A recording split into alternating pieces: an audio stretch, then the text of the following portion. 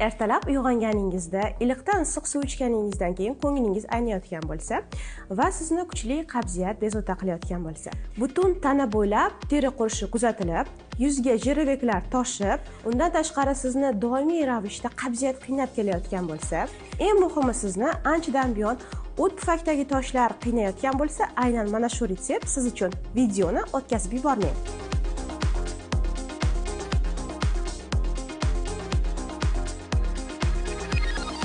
Bu juda ham tayyorlanishi oson bo'lgan retsept. Mana trubka o'rtasini o'yib olamiz va ichiga bir qoshiqdek toza asal solamiz. Asal solganimizdan keyin trubka suvi chiqishni boshlaydi va trubka suvi chiqqandan keyin ertalab och qoringa nahorga mana shu trubka ichidagi hamma suvni ichib qo'yishingiz kerak bo'ladi. Kurs davomiyligi 1 oy bo'ladi. 1 oydan keyin albatta natijalarini kommentariyaga yozib qoldiring.